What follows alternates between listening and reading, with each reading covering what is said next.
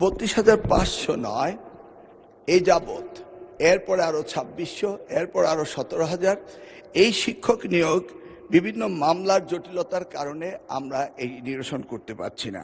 আজ আসরের পূর্বে পয়েন্ট অফ অর্ডারে নোয়াখালী 2 মাননীয় সংসদ সদস্য জয়নুল আবেদিন ফারুক, যিনি 6 বার নির্বাচিত হয়েছিলেন এবং সাবেক চিফ হুইপ ছিলেন, তিনি তার পয়েন্ট অফ অর্ডারে তার এলাকা সহ সারা বাংলাদেশে প্রাথমিক স্কুলে হেডমাস্টারের অভাব এই নিয়ে তিনি এই প্রসঙ্গে একটি বিবৃতি দিয়েছিলেন। তার উত্তরে বলতে চাই, মাননীয় স্পিকার, 32,500 নয়, এই যাবৎ এরপরে আরো 2600, এরপর আরো 17,000 এই শিক্ষক নিয়োগ বিভিন্ন মামলার জটিলতার কারণে আমরা এই নিরসন করতে পারছি না। আজকে 4 মাস হতে চলল এই মন্ত্রণালয়ের দায়িত্ব পেয়েছি।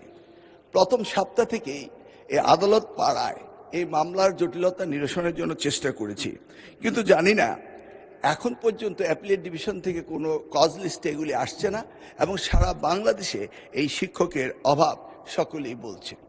এটি একটি নয়, এরপরে এনটিআরসিতে প্রতিষ্ঠান প্রধান নিয়োগ, কলেজের প্রতিষ্ঠান প্রধান নিয়োগ, সেটিও মামলার জটিলতায় ঝুলে আছে।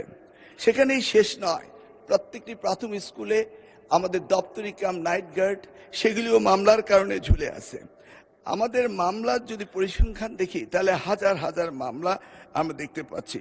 মাননীয় স্পিকার, ইতিমধ্যে আরো 33,000 হেডমাস্টার পজিশন খালি হয়েছে। আপনি একটু ভেবে দেখুন, সারা বাংলাদেশে এই হেডমাস্টার এখনো যারা হেডমাস্টার হতে পারেননি তারা রিটায়ারমেন্টে চলে যাচ্ছেন এবং তারা হেডমাস্টার প্রমোশন পাচ্ছেননি। আমি মাননীয় সংসদ সদস্য এবং সকলে অবগতির জন্য বলছি, আপ্রাণ চেষ্টা করার পরও মামলা জটিলতার কারণে এইগুলি নিরসন হচ্ছে না। ইতিমধ্যেই আবার প্রাথমিক স্কুলের প্রশাসনিক বদলির কথা বলা হয়েছে। আমি মাননীয় সংসদ সদস্যদের জ্ঞাতসারে বলতে চাই, এগুলি উপজেলা এবং জেলা এবং বিভাগ পর্যায়ে পাঠিয়ে দেওয়া হয়েছে। মাননীয় স্পিকার, আমরা সকলেই জানি education is the essence commodity for everybody. অতএব সকলে এই বিষয়টি গুরুত্ব দেয়।